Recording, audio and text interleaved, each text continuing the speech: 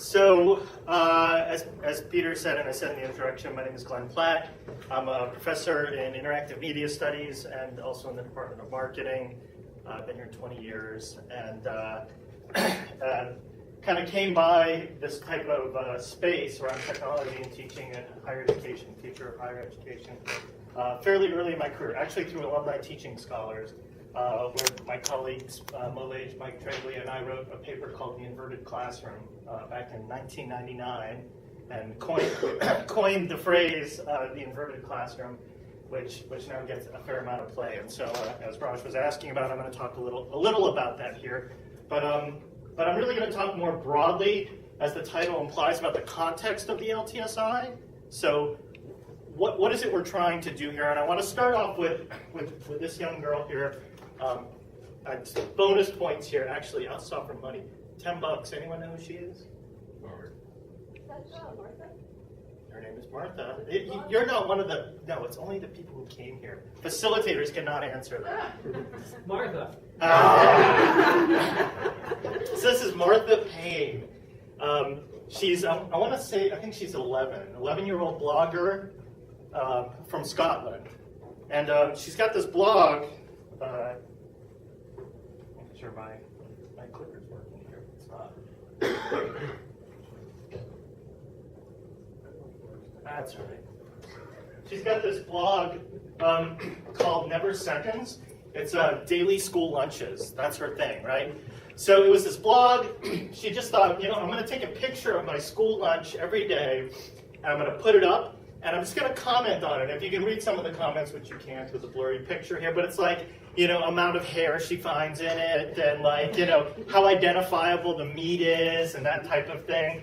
And, like 10 people start looking at it, 20 people start looking at it, 30, and you know how that story kind of goes, right? It starts to catch on a little speed, right? And now suddenly kids around the world are starting to post to it and share with her their school lunches. This becomes kind of this community around school lunches for children to share with each other and connect with each other on this subject. And she has hundreds of thousands of visits every day. Huge site, crazy popular, right? Her school lunch site.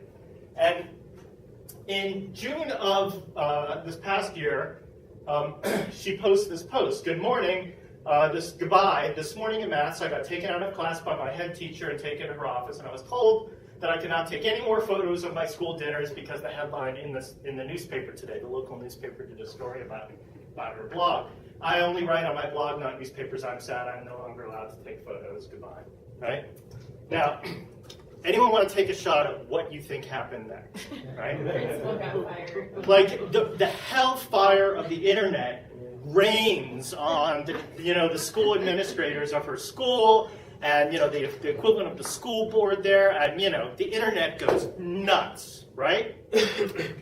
Now, when Clay Shirky's one of his big fans, he tells this story. He asks the following question, which I'd ask you to start thinking about this, which is, what possibly could they have been thinking, right? What could they have been thinking when they shut down her blog and told her she couldn't do this anymore? I mean, what made them think they could get away with this? And the answer is all of education history up to this point. Because until this point in time, they could, right? It was easy to do. And it was part of the relationship between the teacher and the student and the creator and the consumer. And the relationship that we have, that we define as our classroom relationship with our students, was very, very hierarchical. And that has changed. And this is an emblematic story for what we're going to talk about over the course of the next week. So here's a roadmap of what we're doing. One more. Thanks. I'm going to start a little bit with what I'm calling our North Star. I think it's important to have a set of criteria around what we're going to talk about here today, which are why do we do this? So what do we want to keep in mind all the time? What's this sort of litmus test we're going to ask? Why are we professors? What is our job? Is this helping us do what we're supposed to be doing better? And so I'm going to spend a little time on that, and then I'm going to focus on two things. One, this sort of everything is changing story, which is meant to unnerve you and maybe annoy you and provoke you a little bit. sort of arguing that there's some really significant institutional change, that truly is change in a fundamental way. And then I'm going to, of course, argue against myself a little and say, well, but nothing is changing. Let's talk a little bit about the principles of good teaching and how that plays into this context, and then some steps to think about how we evolve with these learning environments. When we look at what's going on in higher education, I think it helps to take a look at other similar types of revolutions that have occurred with respect to technology. And you can imagine like these mega bookstores, right? The Borders of the world and, the Barnes and Noble, and there would be a meeting, and I picture it in my head of guys that look like this. I'm sure that's not really what it looks like that. I just picture them looking at it and them saying, well, this whole internet thing, we don't need to worry about it because there is nothing like holding a book. There is nothing like the feel of paper in your hands. There is nothing like curling up with a book by the fire or in bed. We don't have to worry about this because, yeah, there are these ebooks, and yeah, you can read this stuff online, but there is nothing that is exactly like reading a book, which is true, right? But the mistake they made, right, in thinking about that was that it wasn't about replicating the exact experience of reading a book, but rather it was about what that book served for the people who were using it. Whether or not good enough is good enough. And what we've come to see in sort of the experience of Tower Records or Borders Bookstore or Blockbuster is that while these sort of changes that have been provoked by technology have upended their business models and have upended what they are all about, it's done so in a way that while it hasn't replicated the experience, it's been enough. In other words, the people who consume those products, the people who want to participate in those worlds, and I know I'm using business jargon here, but you can kind of map it fairly easily over to higher education. The people who consume those products said, this is good enough. Reading on the Nook, in the Kindle, it's good enough. It's not like flipping a book. You don't get that tactile experience, but it does the job. And in some cases, it does the job even better than a book, because now I can get on a plane with 150 books, and it's a tiny little thin package. So the metaphor I want to use, and I want you to be thinking about as you get into this, how do I redo what I do in the face of all of these changes, is a story from, now I'm blanking. Story of B. I can't think of the author's name. I'll come back to it. But he tells this fabulous story. It's in the context of environmental change, but it applies very much to what I'm talking about today. And the story he talks about are these sort of early experiments with flying.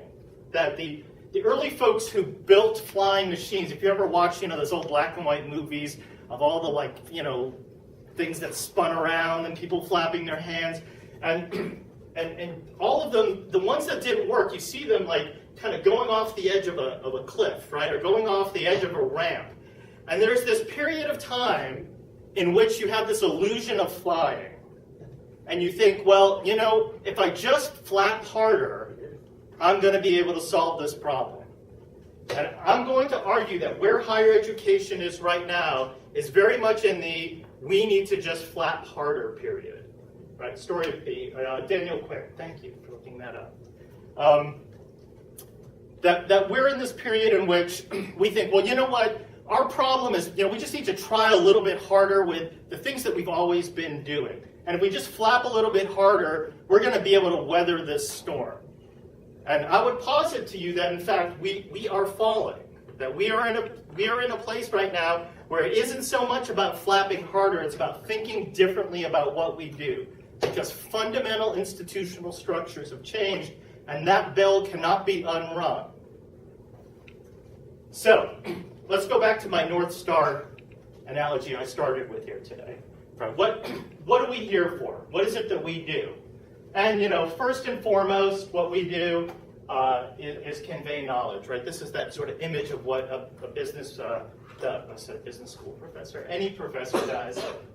We sort of stand up, we talk, we help convey knowledge to our students.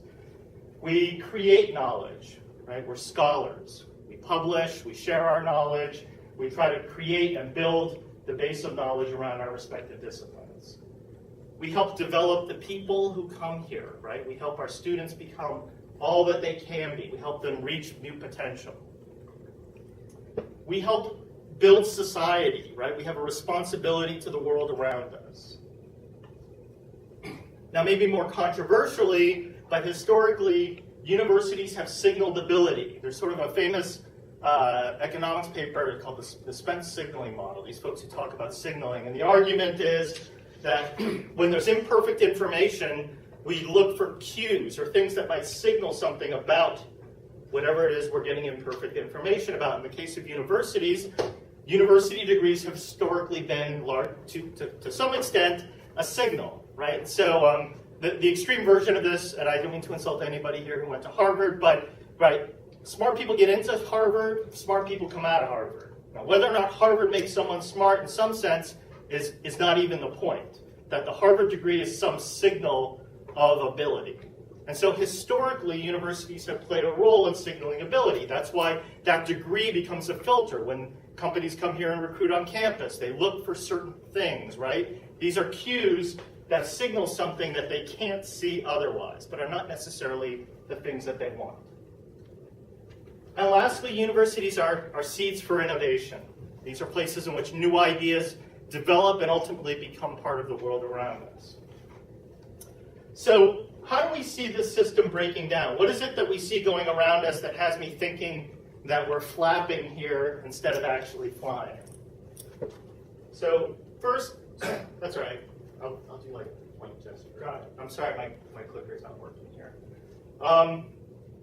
We're seeing, you know, we could go on with the statistics around the cost of higher education, and this is an audience in which I'm really preaching to the choir. But you know, the highest increase in the CPI, the measurement of inflation, in the past 20 years has been higher education. It's been growing faster than healthcare. We know that there's a crisis in the ability of people to afford higher education. We also have seen this crisis around the location of where higher education is, and this relates to a couple other things I'm going to talk about in a minute. But historically, the notion of higher education was one in which people come to the mountain, right? You come to a place and you have this kind of monastic experience, and that the ability of people to do that, certainly in the face of the cost of higher education, has become somewhat problematic. There's also sort of a time assumption in traditional higher education. That is, that when someone comes here, we do things, you know, we have classes at Miami, you know, theoretically Monday through Friday. I think sometimes it's Monday through Thursday between, you know, 10 and 2, but we have our certain hours in which we have classes, and then you, as the student, have to come during those hours and make that work. There is an assumption with traditional higher education that all experts are local. Right? Now, I'll put this in my category of controversial things I'll argue here today, and like I said, I'm trying to provoke you to some extent too, but the assumption is that if you want to know about, here I'll pick on Deb, right? If you want to know about marketing, and that the expert in marketing is in that class, is the person you're standing in front of, that all things, the best possible way in which you could learn them, the best instructors of all of those things exist within the walls of that institution. And with all respect to Deb or myself or Don, I'll pick on 3 people who are marketing faculty here, probably the best lecturers in marketing are probably not here at Miami University.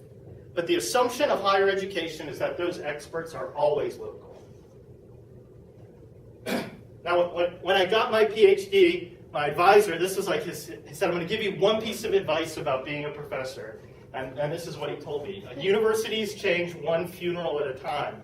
And he's absolutely correct. Universities are, as change management goes, not at all designed for being agile and responsive. I mean, they are, one could even argue they are probably the worst institution that you can imagine. If you had to design an institution that was change averse, you know, let's have an institution where you can't fire people, everything is done by collaborative governance, but has to be approved all the way up through the state legislative system, and I could go on and on and on, but we've all seen it, right?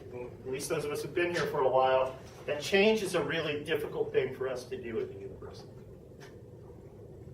we also have a problem in the way in which we hire people within institutions. That is, we don't hire people strategically. We typically hire people thinking about, well, this line is empty, we're going to fill that line up. Now, that's not universally true. Some departments and some units are very strategic about that, and they say, well, we're not going to replace that. This is a new area that we want to move within. But traditionally, the process of turning over what is ultimately the core resource for our mission, for what we do, is not designed to be very strategic in nature. It tends to be very sort of replicating in nature. And I would argue the tenure system is broken, although that is not what I'm here to do today. It certainly places stresses on the institution relative to the space that we're competing in today. So I want to talk a little bit about technology diffusion in the context of this, because this is part of what we're struggling with right now. This is Thomas Edison, right? And you can go to the next one. When electricity sort of came about, household electricity, this is a page from the Sears and Roebuck catalog. And when it first came about, it was thought about only in the context of light.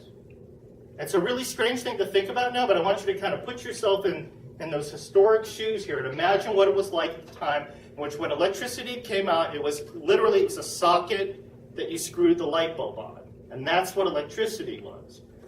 So the Sears catalog here says, use your electricity for more than light. And what you can't see, and you just can't get higher resolution pictures of this easily, is that the percolator here and the toaster, the iron, have these cords, and at the end of the cord is a little device that looks like the bottom of a light bulb that you then screw into the light socket. If you go to the next one, see it a little closer, right?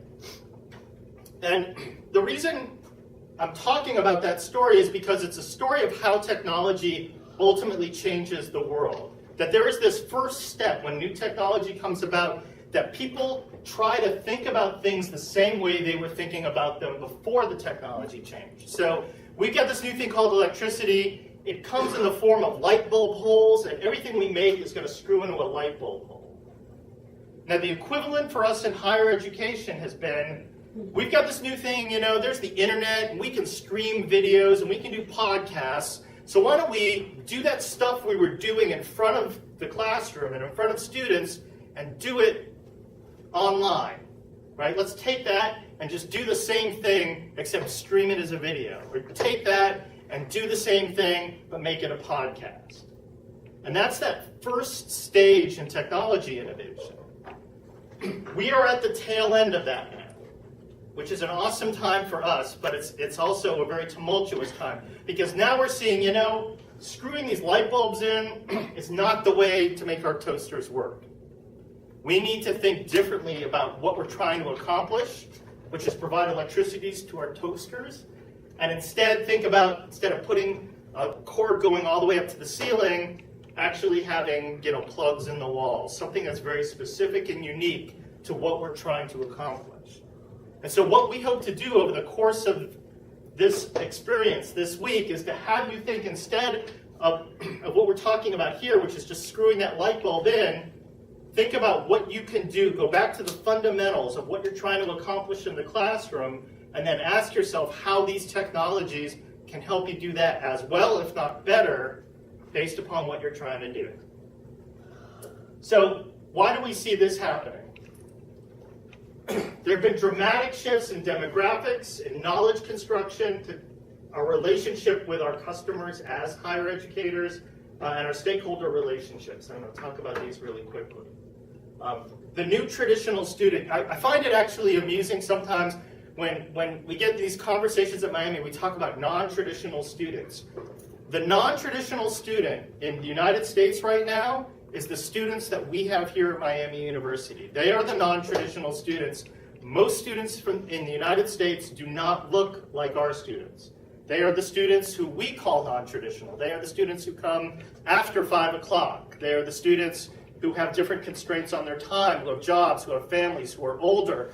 All of these things that we've historically thought about as non-traditional at Miami are fast becoming traditional students. And these changing demographics are what are driving some of the pressures that I talked about earlier. I mean, here's a statistic to think about. There are more people in sub-Saharan Africa going to a higher education institution right now as a percentage of the population than there was in the United States in the first 20 years of the 20th century. And then the global, what you just need to look around here in Miami and look at the changing demographics, even of our international students. There are shifts happening at an amazing rate for us right now in the demographics of who goes to higher education, and as a result, their needs match those demographics.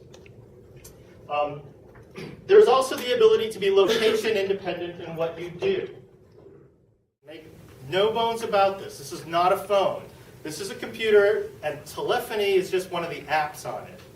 And so what this does is it knows where I am at any point in time. It knows who I'm talking to. It knows who my friends are. It knows how I've spent my time, what I've looked at on the internet, what other apps I have, and how much time I spend with them. It knows the things that I'm interested in, and I like, and I share. It knows the places I go eat. Right now, for all the creepiness that you're all imagining as I say those things, having all of that knowledge and having it exist on a device that is independent of where I am suddenly makes it very easy to ask the question, why the hell would I want to go to Oxford, Ohio to learn something? Now, I think we can answer that question, and I hope we can all answer that question with some sort of strength and conviction, but it's a question that we haven't had to typically answer because this kind of thing didn't exist, right? So this places pressure on that whole go to the mountain thing I was talking about earlier. We also see changes in work and family, all sorts of statistics around who's working, how they're working, the hours they are working, when people have children, when people go back to school. We've seen an acceleration of the K through 12 experience. So if any of you work with first-year students, you know they come in, well, Deb, you were just talking, you're working with incoming students. You know, is it uncommon to see almost a year's worth of AP credit these days? It's not uncommon. The average is 13 credit hours. The average. Right, and so all the things that used to happen the first year at Miami are quickly happening in the fourth year in high school, or the third year in high school. And as more and more high school starts to kind of accelerate that way, that places pressure on what we do. And in fact, I know some of the members of the boards of trustees here at Miami have been talking about whether or not we can start thinking more creatively around 3-year degrees, or 3 years in a summer, right? And those kind of things reflect some of that acceleration. We've seen a flattening of the knowledge hierarchy, and what I mean by that is when, and I won't even assume anything about your ages, but I'll say we generally, although I think most of you are younger than I am, but when we went to school, there was like the teacher, right? You know, and we could go through all the, I walked uphill both ways stories, right? Like, you know, there was Encyclopedia Britannica, and that was it. And there were 3 television stations. And if you wanted to watch a show, you had to watch it the first time it was on, and that was it, right? There was no Netflix, right?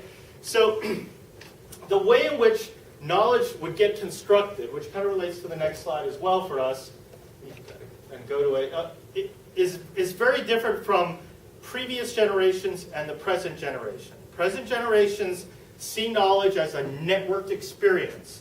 Now, it's not to say hierarchy doesn't matter, and there aren't sources of you know, more credible knowledge than others. But the fact is that we're facing a generation that comes to higher education and sees learning as a networked experience, an experience in which you get bits and pieces and confirmation and triangulation of facts, not facts that are sort of given down and written down. We've seen interdisciplinarity fast becoming sort of a mainstay of higher education, and that places pressure on traditional departmental structure, traditional divisional structure. Even here at Miami University, I mean, we just heard about a master's program, right, with gerontology and social entrepreneurship, or, you know, our recent biology distinction. And biomimicry is just my example there. But we all can think, I'm sure, about interdisciplinary experiences that we're becoming part of. Like it or not, what we're seeing is parents and students acting very much like traditional consumers. They treat higher education the same way they would treat, you know, shopping for a bottle of water to some extent. They're going to look at reviews. They're going to look at, you know, all of those kind of traditional consumer processes of choosing where to go.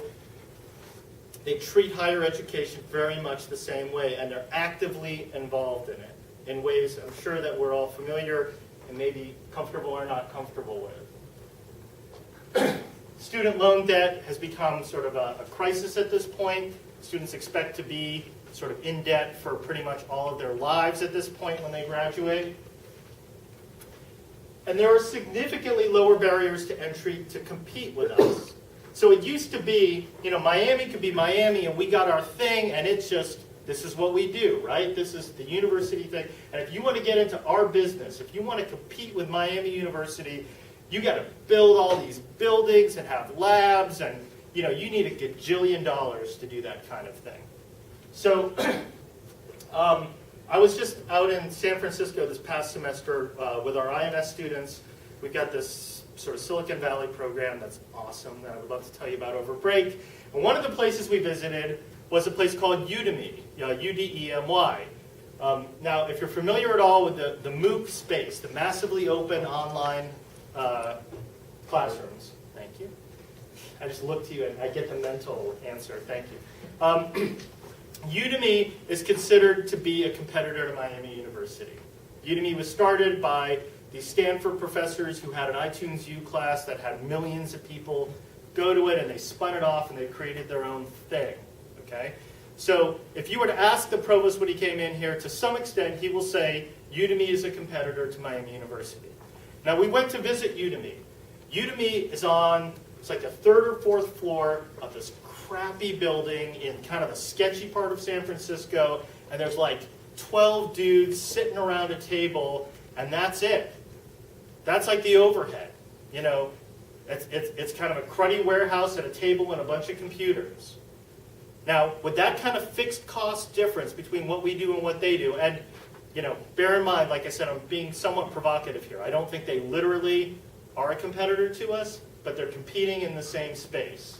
Their barriers to entry are so much lower than ours. If you want to create a university, honestly, any of you can do it. Matter of fact, I remember, I'm looking now for my LTSI, but it was like a business professor, right? An economics professor. I put a bunch of his lectures online, and he kind of got into it, and then he just created his own university.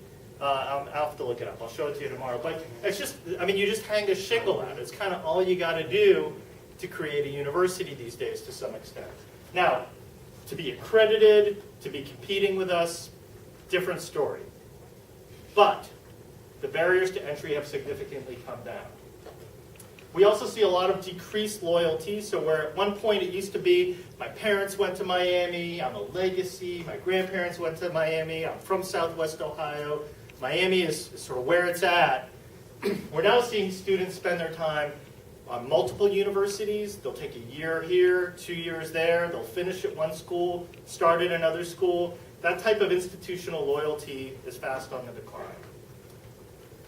We're also seeing an increase in what I'm calling unbundled options. Bits and pieces of universities now being kind of pulled out and being able to take those separately, right? Things that might be certificate programs or might be some sort of kind of a piece of paper of various sorts. And we'll talk in a moment here about badges and those kinds of things. But even, in fact, the San Francisco program I was just telling you about, one of our students this past semester was actually a University of Michigan student who took a semester off University of Michigan, wants to do the thing that we're offering in San Francisco, and then is going to go back there. Yeah, we'll skip past this in the interest of time here.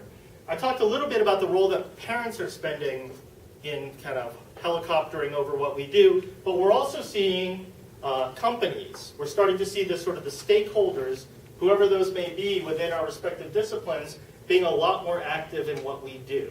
Whether those are the form of advisory boards, whether it's our board of trustees, whether it's from the state of Ohio, we're starting to see a lot less trust in what we do and a lot more oversight and sort of micromanagement and hands-on relationships for both good and bad from our various stakeholders. And lastly, we're seeing a lot more emphasis on what would be called the portfolio. In other words, what we're seeing is that the people who the sort of downstream folks from our respective programs, whether those are employers, it might be graduate programs, it might be nonprofits or the government, the things that they look at when they look to hire a student or to accept a student into a grad program, wherever this downstream place is, it is less and less about where did you go to school, or even what was your degree in, and it's more and more about what can you show me that you did. Show me a portfolio. Show me something you wrote. Show me a program that you built. Show me something that you made. Show me your portfolio. And as more and more becomes about the portfolio and less about the piece of paper, we need to be shifting what we do to reflect that. So, one of the things, coming back to the entrepreneurship point earlier, that we talk about in business is the role of entrepreneurs is they are like the canary in the coal mine.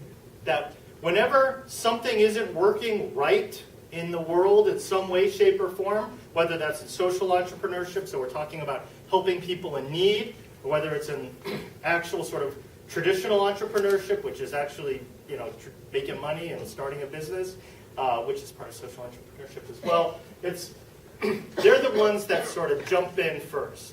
And so I want to show you some examples of that so you can hear this canary in the coal mine the same way that I do. There is a movement that actually I subscribe to the Uncollege mailing list. It's a fairly strong movement around arguing you should not go to college. There is no reason to go to college. Everything you need to do, you can learn online. You can teach yourself. There's all kinds of resources to that. You don't need it for the network. You don't need it. You don't need it. You don't need it.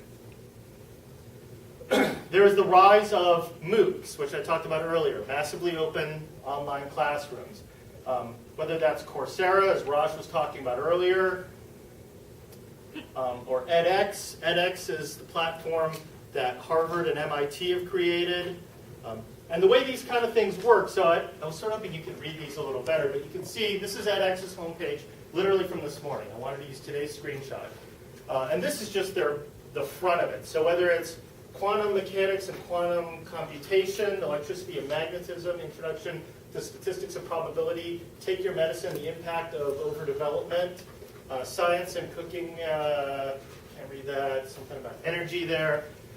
These are actual courses. There are lectures, there's homework, there is grading that occurs in some of these. This platform is an entirely free platform. Anyone who wants to can take these classes, and there are, at any point in time, thousands of students enrolled in these classes. And they are available, MIT, Harvard classes, Stanford classes, Coursera. What are the schools behind Coursera? Is it Michigan that's behind that? Is that right? Stanford, Washington, I have one case. Yeah, I mean, these are legit schools. This isn't, Podunk University in the middle of nowhere, or sketchy for-profit school that's by the highway or whatever. These are legit schools who've said we're going to put our course content online and free. And not only that, but these MOOC courses are starting to be accepted by traditional universities as credit substitutions. And so if you actually take these classes and get a certain grade in them, and some of these classes have ways of determining and making sure you were the one who actually did it, and I'm happy to talk to you about what those are. I just don't want to go down that road at the moment. I think, was it Indiana just recently, or one of the big Midwestern schools here, just started to announce they're going to start taking, are actually taking this as substitutable credit for the university experience. Purdue University is starting to do a badging system. Badges are almost like sort of think of them as mini degrees. Like literally think badges like Boy Scouts, Girl Scouts badges, right? I'm going to get a badge in video production, or a badge in health and food, or a badge in elementary statistics. So instead of thinking about a degree as being this big thing that has lots of pieces to it, start to disaggregate that into these little things. And so each of us as individual students can come to it and say, I'm going to build my own university experience with badges, with bits and pieces. And those badges could theoretically be from multiple schools, right? It's just the sash that's going to matter when I go look for a job or I go look to get into grad school. Then there are these folks who are offering what we used to do, and they're doing like this awesome job, right? As you were mentioning earlier, like TED Talks, you know, at this point, just like a show of hands here, how many people have watched a TED Talk? Okay, if you've never watched a TED Talk, when you leave here today, you remember nothing. Go to TED.com tonight and watch, just watch one or two randomly, like search or look at the most popular ones. We're going to see a little kind of bit of one here in a minute. I mean, they're unbelievably compelling. Now you can sort of argue about the politics of them and that type of thing, which we can also do later. But there are really fantastic lectures by brilliant people, not just on something like TED, but there are also lectures and courses that are online directly from some of these schools. Open Culture's got a list of 500, this is last time I checked, this has got to be up to like 700 or 800 free classes that are available online. Khan Academy has sort of flipped content, which just drives me nuts because I'm like, inverted was my thing, and now they're calling it flipped, and someone else is taking credit for it. It drives me crazy. Flipping is the same as inverting. Flipping is the same thing as inverting. It's just inverting is too big of a word. So there are never used flipping, that's why. Yeah, exactly. There's packaged and curated content that's out there. So this is Share My Lesson. This is for K through 12. But there are entrepreneurs who've come out and created these platforms where you take your lesson content, you put it up there for other teachers, and they can buy it. Right? So and people are making a ton of money creating lesson content and lesson plans in the K through 12 space. Then there's free content, right? Free textbooks like Flat World Knowledge has. Now, this is the point at which someone usually raises their hand and says to me, well, yeah, Glenn, you can watch all the lectures you want and see your videos, but the reason people come to Miami University is for that personal engagement and experience. It's being part of a classroom, being part of a group of learners. That happens online too. There are things like Chegg, and I don't remember if I put another one up here, but there's 2 or 3 of these kind of learning networks that are out there that actually you have your own little study group, you can ask each other questions, you can get in chat rooms with people who are studying the same subject as you but happen to be in New York or New Delhi. Then there are things that I would argue go beyond even what we normally did in the classroom, like Newton. Newton is fascinating to me, absolutely fascinating. Newton is a learning platform that actually has an artificial intelligence in it that learns how you learn, right? So if as you take online classes, it notices that you get better grades between the hours of 10 a.m. and 12 p.m. when you take quizzes, it'll start recommending to you that you take your quizzes between 10 and 12 a.m. If it notices you do better on multiple choice than fill in the blank, it shows you more multiple choice. It learns how you learn better, and then it reconfigures the content to deliver it to you in the way that you are most productive. Isn't that genius? That's just awesome. Then there are these alternate funding platforms, and I talk about them because if we were to think about that list, that North Star of what we do, the other piece of what we do is we get funded research, right? We're out there getting NSF grants and NEH grants, and we're out there doing our funded research. Kickstarter is one of those platforms. Kickstarter is probably the most famous of those platforms. Kickstarter, the way to think about it, if you haven't ever heard of Kickstarter, is that if you have an idea, you can go on to Kickstarter, you make a 2-minute video about what you want to do, and then you ask people to fund your project. And then people who fund your project can get rewards for that based on that funding. I'm trying to think of, like, I've funded a bunch of stuff on Kickstarter, most of which sounds really silly as I think about telling it to you now. But things like, I funded a documentary about Mr. Rogers, because I think he's the most awesome guy ever was. And so I got my name in the credits of the documentary, and I gave $20 to help to fund it. And it's all at that micro level, you know, where typically, you know, $20 or $50. I funded a biohacker space in New York City, which is the creation of this sort of biology research space that you could rent by the hour, and that ended up getting built. I think the most recent, I funded Zach Braff's new movie. Anyone else fund that? Sounds like lots of people. Yeah, tons of people. He got like well over $2 million to fund his new movie entirely on Kickstarter. Now, I should say, when he put it up there, I thought it was bogus. Like, because here's someone who could totally go to the traditional funding sources. He didn't need Kickstarter. Why Kickstarter is really cool is because people like you and I, who can't go to Hollywood, can theoretically fund things on it. Anyway, there are things like Kickstarter for academics. So this is Petri Dish. Petri Dish funds science research. So there's a birds of a feather research, coffee and birds. There's an ant project. And so this is literally funding, traditional academic research. There is Hypothesis, which is sort of an alternative to peer review models. It's kind of complicated, but while you're surfing and not looking at me, you can look at it. It's hypothesis.is. So the word hypothesis with a dot before the is. So if we come back to what we're about, right, our North Star. So we're about the conveyance of knowledge. So you can go sit in Color Hall. Is there anyone here from physics? I don't think so. All right, so we're going to pick on physics, right? And you can listen to somebody kind of go on and on about physics and the way it works, or you can watch the series of iTunes U classes from Walter Lewin from MIT, I think.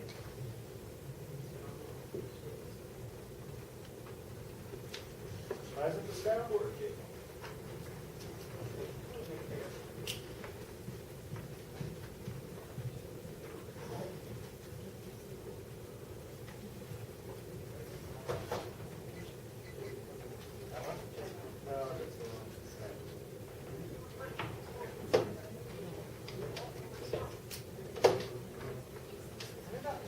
All right.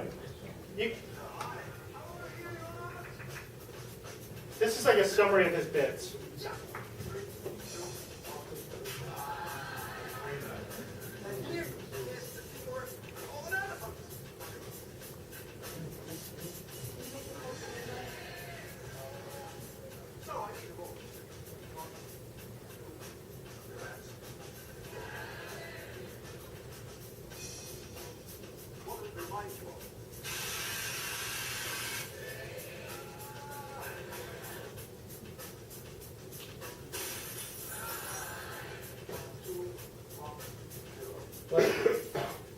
Full screen button left. Full screen.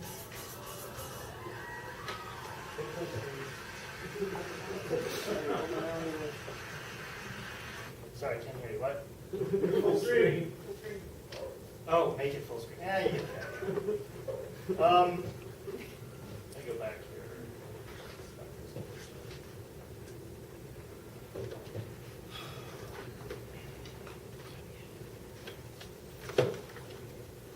Anyone ever seen, this is an easy one. Who's this guy? Ken Robinson. He does some fantastic talks around the future of education. Just incredibly entertaining and really talented.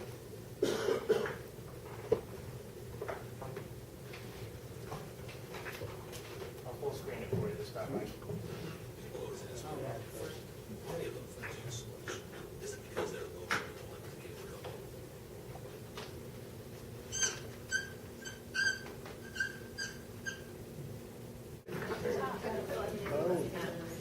So we could theoretically we could talk at everything. Cultural identity, so that we can pass on the cultural genes of our community, that is, while being part of the process of urbanization. How do we square that circle? The problem is they're trying to meet the future by doing what they did in the past. And on the way, they're alienating millions of kids who don't see any purpose in going to school. Lots of When we goes. went to school, we were kept there with a story, which is if you worked hard and did well, and got a college degree, you would have a job. Our kids don't believe that. And they're right not to, by the way. You're better having a degree than not. It's not a guarantee anymore. And particularly not if the route to it marginalizes most of the things that you think are important about yourself. So people say we have to raise standards if this is a breakthrough. No. But really, yes, we should. Why would you lower them? You know, I haven't come across an argument that persuades me of lowering them. But raising them, of course we should raise them. The problem is that they're coined and conceived and structured for a different age. It was conceived in the intellectual culture of the Enlightenment and in the economic circumstances of the Industrial Revolution. Before the middle of the 19th century, there were no systems of public education. Not really. I mean, you could get educated by Jesuits, if you had the money. But public education, paid for from taxation, compulsory to everybody and free at the point of delivery, that was a revolutionary idea. And many people objected to it. They said it's not possible for many street kids, working class children, to benefit from public education. They're incapable of learning to read and write, and why are we spending time on this? So there's also built into it a whole series of assumptions about social structure and capacity. It was driven by an economic imperative of the time, but running right through it was an intellectual model of the mind, which was essentially the Enlightenment view of intelligence. The real intelligence consists in the capacity for a certain type of deductive reasoning and a knowledge of the classics originally, what we come to think of as academic ability. And this is deep in the gene pool of public education. There are really two types of people, academic and non-academic, smart people and non-smart people. And the consequence of that is that many brilliant people think they're not, because they've been judged against this particular view of the mind. So we have twin pillars, economic and intellectual. And my view is that this model has caused chaos in many people's lives. It's been great for some. There have been people who have benefited wonderfully from it. But most people have not. Instead, they suffered this. This is the modern epidemic, and it's as misplaced, and it's as fictitious. This is the plague of It goes on about ADHD there, the idea of switching. aesthetic experience. An aesthetic experience is one in which your senses are operating at their peak, when you're present in the current moment, when you're resonating with the excitement of this thing that you're experiencing, when you are fully alive. An anesthetic is when you shut your senses off and deaden yourself to what's happening. And a lot of these drugs are that. We're getting our children through education by anesthetizing them. And I think we should be doing the exact opposite. We shouldn't be putting them asleep. We should be waking them up to what they have inside of themselves. But the model we have is this. I believe we have a system of education that is modeled on the interest of industrialism and in the image of it. I'll give you a couple of examples. Schools are still pretty much organized on factory lines, so ringing bells, separate facilities, specialized into separate subjects. We still educate children by batches. We put them through a system by age group. Why do we do that? Why is there this assumption that the most important thing kids have in common is how old they are? It's like the most important thing about them is their date of manufacture. Well, I know kids who are much better than other kids at the same age in different disciplines, or at different times of the day, or better in small groups than in large groups, or sometimes they want to be on their own. If you're interested in the model of learning, you don't start from this production line mentality. It's essentially about conformity, and increasingly it's about that as you look at the growth of standardized testing and standardized curricula. And it's about standardization. I believe we've got to go in the exact opposite direction. That's what I mean about changing the paradigm. There was a great study done recently of divergent thinking. Published a couple of years ago. Divergent thinking isn't the same thing as creativity. I define creativity as the process of having original ideas that have value. Divergent thinking isn't a synonym, but it's an essential capacity of creativity. It's the ability to see lots of possible answers to a question, lots of possible ways of interpreting a question, to think what Edinburgh would probably call laterally, to think not just in linear or convergent ways, to see multiple answers, not one. So, there are tests for this. One kind of common example would be people might be asked to say, how many uses can you think of for a paperclip? Come with 10 or 15. People are good. All right. Now I could go on with that, and you should see it again. I'm going to talk about that here in a minute. I'll bring back Is that a TikTok? Yeah, that was an RSA Animate version of a TED Talk. So RSA Animate, is a series. So he didn't do that animation. There's actually a company, a group, that made an animation based upon a talk that he just gave that was just a normal standing head talk like I'm doing right now. His talks are, like I said, they're fascinating. I encourage you to take a look at them. But he is a compelling speaker, right? And he is part of that conveyance of knowledge that now happens outside of what we do.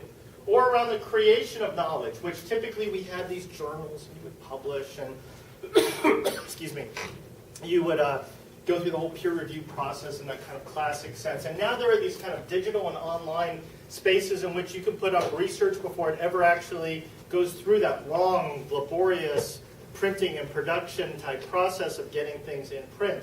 You can now have early stage research get evaluated and shared with your colleagues. Now, I'll just talk. It'll be easier than me pointing. I feel weird doing that. The ways in which we contribute to societies, let me just give you a quote from Fast Company here about TED Talks. Fast Company in this article about TED Talks said, I would go so far as to argue that TED is creating a new Harvard, the first top prestige education brand in more than 100 years. Right? These are TED Talks they're talking about here.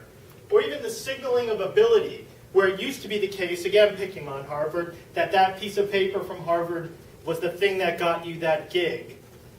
Now you don't need that at all. So, for example, this year's YouTube Instant. Google Instant came out, I guess it's now 2 years ago or so. Google Instant is when you start typing a Google search and it automatically starts pulling up the results before you're done. That's Google Instant. So when Google came out with Google Instant, this computer science kid wrote some quick code to actually create YouTube Instant. So when you go to YouTube, you type in your search, it automatically starts loading and playing the video before you're done typing your search. So he did that like a day or two after Google Instant came out. He got a tweet from the CEO of YouTube offering him a job to quit school. He was at one of the University of California schools, which he did. He dropped out, and he went to go work at YouTube, doing all kinds of cool and awesome things for $1 bajillion. And it isn't as much an isolated case there. Just to sort of bring it back home to you, I had 19 students come with me out to the Bay Area last semester who were with our Interactive Media Studies workshop there, working in sort of Silicon Valley startups and cool companies out there. Of the 19 students, 18 of them got job offers, including my juniors, right? My juniors got job offers to stay out there and just keep doing what they're doing. Because for those employers, it wasn't about whether or not you had a degree from Miami University. It was about whether or not you had that portfolio, whether you can do the thing that you're supposed to be doing. Did they leave Glenn? No. Although one of them, I figured out a way that he can do just online classes he can do it in one semester, and so he's going to stay out there, do online for one semester, and graduate. Or seeding innovation. Here's MicroRisa, MicroRisa? I don't know how you pronounce it. You can Google this one while you're not listening to me too. It's like a Kickstarter for science research project. It's an innovation space for academics. Right? Happens, you don't need an NSF, you don't need an ORS, you don't need those things that we've traditionally done. So is this the end of the university, right? That's what the New York Times says. This was just a few months ago from The Guardian. Do online courses spell the end for the traditional university? The sky is falling. Right? It's the year of the MOOC. Peter Thiel, one of the PayPal founders, everyone heard the Thiel Fellowship? Peter Thiel has this fellowship in which he offers $100,000 to drop out of college and start a startup in the Bay Area. His argument is that you're never in a better frame of mind to be a risk taker than when you're an undergraduate studying right now, right? And so he's paying people to leave universities. This is the environment in which we're facing right now. So how do we think about evolving? How do we think differently about what we do, moving from this model, and I know I date myself somewhat by showing, raise your hand if you know who this is. I have for the people there. This is a show called The Paper Chase back in the day, and this was like your classic professor, patches on the elbow and a pipe, and standing up and berating students, right? Never smiling. Like you've got that on one end of the spectrum, and on the other end of the spectrum, you've got things like Wikipedia, which are largely just sort of chaotic, crowd-based places in which research and ideas get shared. What is the space in between there that we can start to occupy? And here's where I want to come back to the example at the beginning, when I was talking about what happened to Borders, and what happened to Tower Records, and what happened to Blockbuster. Where they went was from here to here. In other words, it used to be Borders would figure out the books it would get, it would have them, and you could come to Borders and get your books based on what they had for you. And that's very much the model that universities traditionally had. And the new model changes the center of the picture to be the reader. And now the reader can get RSS feeds and get things streamed to them on their iPad. They can watch videos. They can listen through Spotify to whatever they want instead of buying CDs. They can read on their Kindle or follow blogs. They can pick and choose the things that are unique to them. And the key point I want to emphasize here is that the person, the individual, right? Go back to the title of this whole presentation, The Power of One. The individual is the center of this model. It is about that individual. As we think about what that means then for higher education, we need to start thinking about what is this cloud we can build around that individual that connects to those pieces that we're going to be building over the course of the LTSI here. Each one of these little squares is going to be different for each of you, but these are the things we're going to talk about over the course of this week. They are the bits and pieces that we can put out there to allow students to take what they want, the way they want to, and the ways that they are comfortable learning, and the ways they are comfortable processing information, and have a customized experience. Because all of those stories I've been talking about up till now, all are pointing in this very, very same direction. This idea of building around that individual. So what does that mean? How do we change? Well, first, think about unbundling our educational structures. Think about your programs. Is it possible, instead of offering a degree in Lee's program, could Lee have a badge in popular culture and society?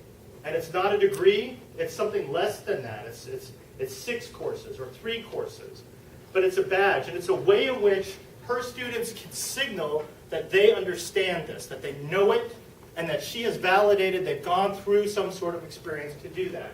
So think about what you offer in unbundled bits and pieces. Think about moving beyond institutional walls. Is everything that there is to know about American and world cultures happening in that one building at Miami? No. Right? And so what Mary Jane does is she works with people at other universities. She works with people in other departments across Miami University. Just because we're organized in silos doesn't mean we have to function that way. And Ohio State is not a competitor. They can be a partner. And Michigan State can be a partner. Right? Don't think about just what happens within your particular unit. Think outside that silo. Think about collaborating. Think about yourself, and this is a great one to have when the provost walks in, but quickly, we're moving to a world in which faculty are very much independent contractors. If you've been following the literature that's been going on about MOOCs, anyone been following the New York Times editorials? I think it's Thomas Friedman's been writing them, right? It's about faculty as rock stars, right? Which I should get some smiles in here, right? This is awesome, you can be rock stars, right? It's about moving to a world in which a faculty member is the unit of account for what it gets offered. Not part of a university, but rather they are it. And there are these faculty teaching MOOCs, like Raj's MOOC he will be the rock star of enterprise systems, right? And he will move as an independent contractor because in this new world, in this world of MOOCs, everyone who takes Raj's class may not be a Miami University student. He may be teaching classes to people all over the world. We need to think differently about the tenure process because if ultimately that is how we evaluate what we do, that has to align with the structure of the day-to-day activity within the institution. If we're going to be doing all of these new and different things, the question that you as untenured faculty here are going to need to ask is that going to hurt me coming up for tenure? If I teach a MOOC, well, how is that going to affect this? Will my evaluations be impacted by online courses? All of those things, if we are motivated in that sort of economic sense by that ultimate payoff, we need to be thinking about how it connects with everything. We need to be thinking about experience as part of what we all do, right? So experience isn't even always tinkering with things.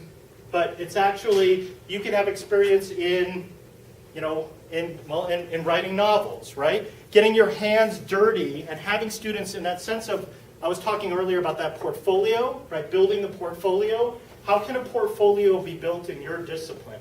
What can you do to create an opportunity for your students to build those? We need to think about deprivileging our institutional content. And this is a hard one for faculty, because I will point to myself, right? I gotta say to myself, Glenn, the best lecture in social media marketing may in fact be from someone at NYU, or it may be from someone at USC. And maybe instead what I can do is say, hey, why don't my students watch that lecture, and then when they come to class, I can help them puzzle through some real world problem, or apply it, or maybe even have an interesting debate or discussion about some of the more controversial pieces of it. So, you gotta sort of take that step back with your ego and say, maybe all of the institutional content here is not the best place for our students to be looking. So thinking instead about what we do as asking questions, not about what my department does. We're having conversations like this with the revision of the Miami plan. We're talking about, I'm on the committee that's doing that, and we're talking about how we can focus the new Miami plan around big questions, like what do we do about water? Everyone's saying water is the next oil. Well, what does that mean? And all of those things, that has something to do with geology as much as it has to do with business, as it has to do with sociology and history and geography. So think broader. Think about questions. Student-driven inquiry, and thinking about experimentation. Being able to encourage a place for faculty and students to take chances. Universities are not terribly good at dealing with failure. You don't get rewarded for not publishing. And so how do we create an environment in which we can have experimentation both in the classroom with our students and as faculty members? Think instead about our jobs as faculty as curators, right, as opposed to lecturers. Sorry, I'm rushing a little bit through because we're shifting gears here in a moment. But I want to hit this last point before we take a break, which is thinking about your role as a faculty member as an architect of experience as opposed to a deliverer of content. And I'm going to say that again. What your role will be in this new world is not the deliverer of the content, which it traditionally was, but as an experience designer. That you design an experience for your students. That you say, hey, look, this piece of it, go watch that video. Go do this hands-on experiment. Go listen to this podcast. Go do this hands-on thing in a room over in the engineering building. Come to class, and we're going to discuss this particular problem. Do this group project. You architect the experience to help them get to where they're going to get to. Because they design, they build, they construct knowledge, as I talked to you about earlier. They do that lateral construction. You put these kind of guide rails to keep them going off the cliff. You know they're going to move forward, but you want to kind of move them through places that you've curated the content to make sure it's good and you like it. And you think it's what you're trying to accomplish in your classrooms. Think about your role as an experience designer. Most of what I've been doing up here is storytelling and concept mapping. This isn't going to be about learning any particular technology because it does change so quickly. You constantly need to be asking yourself, what can I do to accomplish my goals as an instructor? Not which technology should I use or how do I use it. Right? 5 years ago, Twitter, for all intents and purposes, did not exist. 5 years ago, that's it. 5 years. Right? And now you can't watch a television show without a hashtag on the bottom. The president announces his, when he announced his election and winning the election, it was first on Twitter, and you go through all the Twitter stories that you want. But it didn't exist 5 years ago. That means freshmen here barely messed with it when they got to Miami University. Right? So we want to think more about concepts and less about particular types of technologies. And that's why when I was ending there and I was talking about that, that notion of being an experience designer, I think it helps you. I'm sorry, I'm losing my voice. Lisa, could you grab me a bottle of water from the back? Thank you. It isn't about any particular technology, but it's designing the proper experience for your students. So how do we do this? How do we change as instructors? I want to argue instead of thinking about the content of our courses, think instead about the context of our courses. In other words, don't think about screwing in the light bulb for the toaster. Don't think, how do I take my PowerPoints that I did standing in front of students and put them onto SlideShare, which is actually what I did for you on this presentation. Don't think about emails and websites. That's all. Think instead about the experience you want. Think about co-creation, that your students might work together, how they think about community, how they learn as part of a network. Here's some things to think about. What are the learning objectives of your course? Start with that, right? You're thinking about putting your course online. What is it we hope we would get out of that? How would I know whether or not we got there? Right? What are the things that I look for? Then start working backwards from there. So if the way that I know that someone, I don't know. So David, like, how would you know whether or not someone knew something in your class? Like in one of your classes this semester, would it be writing a paper? Yeah, writing a paper, putting together a portfolio. Okay, so putting together a portfolio. So if it's the putting together of that portfolio, then work backwards and say, right, what kinds of technologies can they use to put together that portfolio to show me that they get it? And maybe it's interviews with experts that they videotaped. Maybe it's a conversation over Skype with somebody. Maybe we talked about LinkedIn, how very few people have thought about using LinkedIn. LinkedIn is fabulous for that kind of thing. You want to find someone who's an expert in something, they can find them on LinkedIn, connect with them through that, have an interview with them, right? These are thinking instead about, don't think at the beginning, here's my stuff and how do I get it into their heads. Think about the end. Here's where I want them to be. How do I get them there? What have I always wanted to do in my class, but I couldn't? What outcomes are important to me? How is knowledge constructed in my field, and does my course reinforce that process? I think this is a fabulous question. It's one people don't think about very often. How in my field do people come up with ideas and communicate those ideas and advance them? And have I mirrored that process for my students? Or have I just shortcutted it and said, and here is knowledge on a plate? As we think about distance-based learning, which I know the provost just told us not to use, I'm going to keep using that here today because it's already right in my presentation. It's really a spectrum of things. And instead of thinking, as some of you did in the presentation, like, oh my God, like, I never want to do online classes, or I just heard the provost tell me I have to use online classes, what I'm going to argue is almost all of you have already been doing it. So, show of hands, how many people have asked students to look at a YouTube video? That's distance-based learning. Send an email, right? You don't need to keep doing hands. I'm just going to keep sending an email as part of distance-based learning. Having a conversation with someone on a forum or a discussion board. That's distance-based learning. Go take their phone out and take pictures walking around Houston woods of certain trees or animals. That's distance-based learning. It isn't about creating a MOOC. That's awesome, but that's a hell of a lot of work. And there's a lot of things in between standing up and talking and having a completely online course. And those bits and pieces, you've already dipped your toe into that pond. And what we want to do over the course of the next couple of days is help you get a little more comfortable with that water.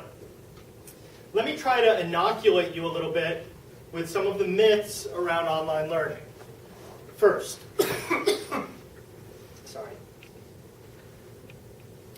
First, students learn better in front of people than they do in online classes.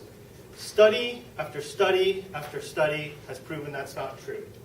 In fact, if you had to sort of create a meta-study across all of what's been out there, students tend to learn actually a little better online than they do in face-to-face learning, just judging by outcomes on standardized tests and that type of thing. One could argue there's a selection bias involved in that kind of a thing. There's all sorts of stories you could talk about why that may or may not be true, and you could rationalize either side of that argument. But the fact is there is absolutely no evidence whatsoever that students don't learn as well using online courses. There is more cheating in online courses. Not true, by far. Students cheat more in person than they do in online courses. Students don't pay attention in online courses. The average student in America who goes to college skips 104 classes every year. Or not every year, over the 4 years. Over the 4 years, 104 is the mean. Oh, 1 year would be pretty bad. 104 specific classes is the average number of classes skipped. An online course, when you skip an online course, it is very, very evident because you cannot complete the thing. Online courses are almost designed to prevent skipping. I don't even know what skipping even means in the context of an online course. If you think students don't pay as much attention online, start to look to students paying attention to other things in your classroom, right? Is this a problem with teaching or a problem with distance teaching? Because a lot of the problems that people talk about, concerns they have with online learning, are concerns with learning, in period, in all situations, right? Is this a problem that's specific to technology or just a problem with students, a problem with trying to be a teacher? Now, there are problems that are unique to distance-based teaching. But in my experience, a lot of the initial hesitation and difficulty people have in thinking about teaching online, if they actually paused and thought about it, that is no different than the problem that they have in the classroom. We all need to make sure that whoever wrote that paper is the student who turned it in. We all want to make sure our students pay attention. We all want them to watch every video. In fact, with online classes, you've got way more big brother control over what your students do than you do with physical classes. You can actually see if they opened the online book and how long they spent on it. I mean, there's all kinds of creepy statistics and analytics around how people go through online courses. So I want you to keep this litmus test in the back of your mind as we're thinking through the next couple days. And I want you to come back to focusing on this, which is the student, and that little hand-drawn stick figure that I was talking about at the end and I talked about at the beginning. That's what this is all about. So don't try to figure out how to screw that light bulb in. Say, how can I help my students be the best that they can be? How can I help them grow as a person? You know, one of the questions that people ask me after I do this introductory speech, Peter actually gives me shit about it every year. And he's like, how come you don't put this all online, Glenn? Why don't you just, if you're a big believer in this online stuff, what are you doing standing up talking to everybody for an hour and a half? And it's because I believe that this method of delivering it to you is more effective than me doing that. That's what I believe, and so that's why I'm going to do it. There are other things I'd like you to learn, like that Ken Robinson talk that I'm happy to have you go watch online. There's lots of things you can do online. It's the right tool for the right job. And sometimes it's going to be talking, and sometimes it's going to be something that you watch online. If you focus on what you want to accomplish instead of the tool, you're going to find you get to that place in a very honest way. So you can watch all my slides again if you go to bit.ly, bit.ly/Platt LTSI 2013. It's all of the slides that you just saw. And so you can, you don't get to hear me talking, but you can you can download it and you can take a look at it. SlideShare is one of the social media tools we're going to talk about Wednesday morning, which is it's like YouTube for presentations. It's great. Just to give you just a sense of what that's about, like I have a presentation on SlideShare. It's actually on the same subject that I did at South by Southwest a couple years ago. It's been viewed 30,000 times, right? I don't think 30,000 people at Miami total have ever heard me talk in my whole 20 years here, right? I mean, the power and reach of social media, particularly in this space, is really incredibly motivating. And we'll talk more about that on Wednesday. We'll talk about SlideShare and some of these other things.